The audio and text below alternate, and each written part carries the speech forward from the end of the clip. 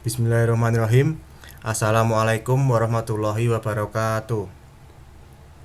Perkenalkan, nama saya Rizky Utama Dianto dengan NIM D400815 dari kelas A, mata kuliah Praktikum Elektronika Daya.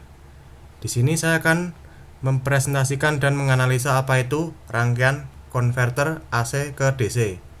Sebelum itu saya akan menjelaskan sedikit materi tentang rangkaian konverter AC ke DC sebelum masuk ke rangkaian PSIM.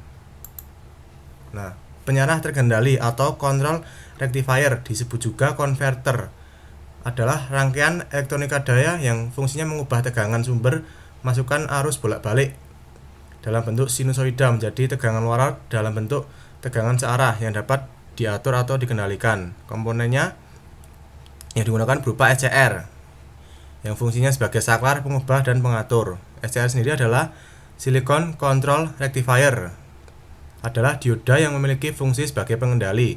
Berbeda dengan dioda pada umumnya hanya memiliki dua kaki. SCR memiliki tiga kaki terminal.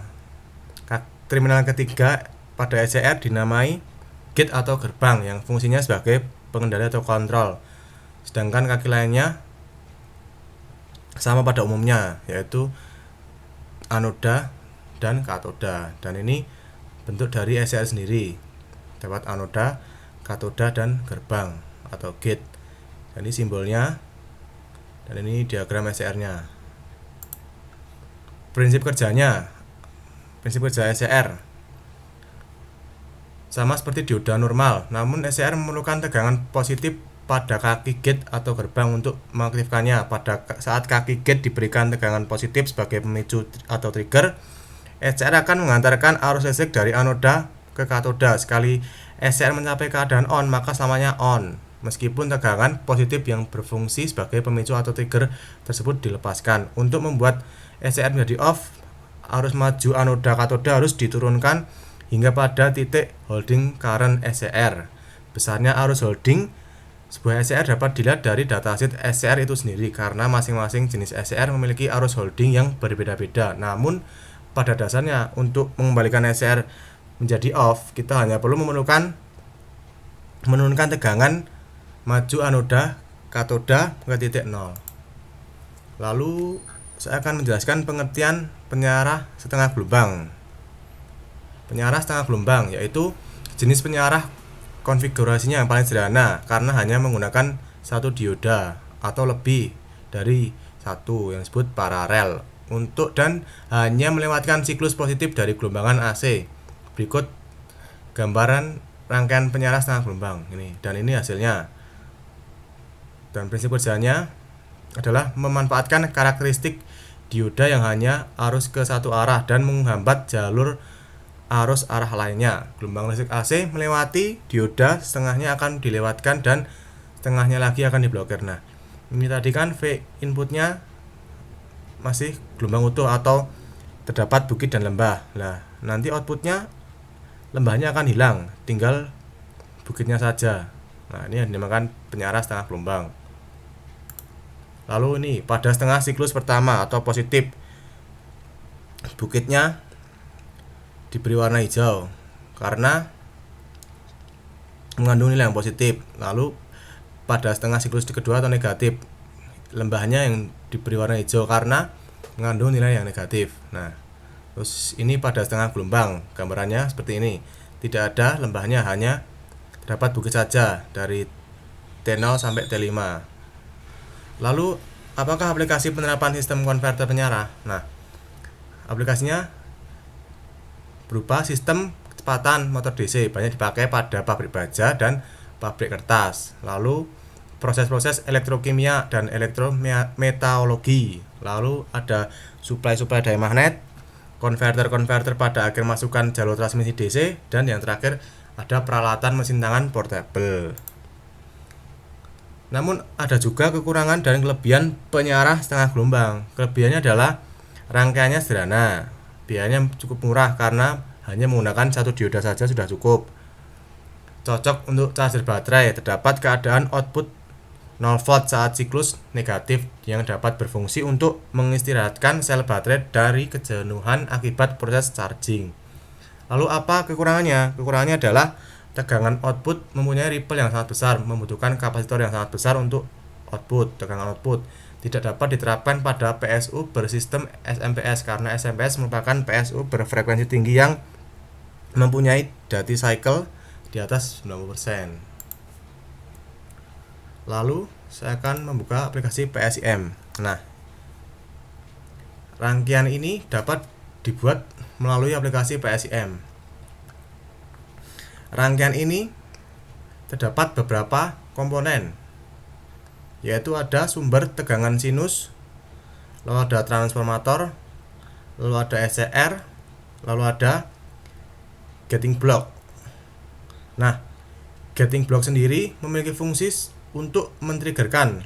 Lalu ada resistor juga. Fungsinya apa? Fungsinya sebagai hambatan atau sebagai beban. Lalu ada V-in, V-trigger 1, V-trigger 2, V-trigger 3, V-trigger 4, dan V-output itu untuk apa? Untuk menampilkan gelombang. Nah, pada sumber tegangan sinus ini menggunakan tegangan 220 dan frekuensinya sebesar 50 Hz. Lalu gating blocknya saya menggunakan switch point 90 sampai 120 untuk keempatnya. Lalu ada SCR yang 4 ini. Kita susun seperti pada gambar rangkaian di sini. Lalu ada resistor sebesar 500 ohm. Lalu ada simbol jam ini untuk apa? Untuk simulator kontrolnya. Nah, setelah itu kita akan melihat hasil dari rangkaian ini. Nah, hasilnya berupa gelombang seperti ini. Nah, lalu kita ada V-in, V-trigger 1, V-trigger 2, V-trigger 3, V-trigger 4, dan V-output. V-inputnya atau V-in-nya masih berwujud gelombang utuh, masih berupa bukit lembah, bukit lembah, bukit lembah, bukit lembah, dan bukit lembah. Lalu V-trigger 1 sampai 4 menjadi bentuk seperti ini karena tadi switching point-nya 90 sampai 120. Lalu V-out-nya sudah berbeda dengan V-input-nya.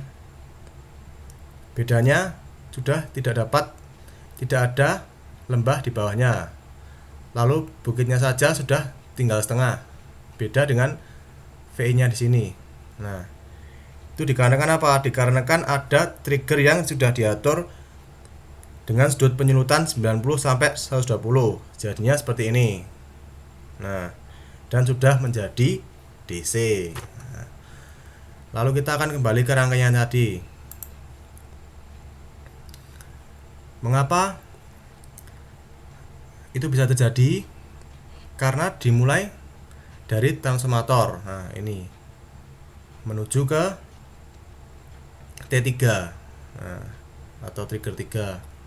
Lalu menuju lagi ke R1 atau hambatan 1.